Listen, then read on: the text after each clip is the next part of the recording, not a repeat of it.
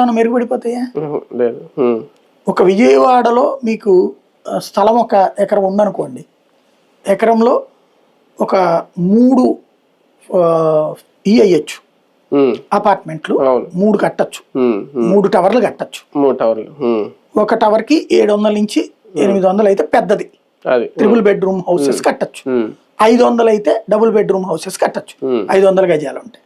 700 ఉంటే triple bedroom నువ్వు ఇచ్చిన లెక్కల ప్రకారం 10 అంతస్తుల 12 అంతస్తులు కట్టచ్చు. ఒక 700 గజాల దాంట్లో అంటే ఒక 4800 కదా ఎకరం అంటే. సెట్ బ్యాక్స్ అన్ని పోను 1/3 తీసేస్తే ఓ 1500 పోతే 3500లో మంచిది ఒక 3 కట్టచ్చు టవర్స్. పార్కింగ్ ఇవన్నీ లెక్కేసుకుంటే 3 టవర్స్ కట్టడానికి ఇట్లా 1 ఎకరం నేను ఇచ్చాను అనుకోండి విజయవాడ అవుట్స్కట్స్ లో, నాకు 50% ఇస్తాడు. 50% ఫ్లాట్ నాకు ఇస్తాడు. వాడు స్థలం కాస్ట్ ఇంకేమి ఇవ్వడు, సగం వాడు అంటే స్థలం కాస్ట్ ఆడు కట్టుకుంటాడు, డబ్బులు వస్తాయి.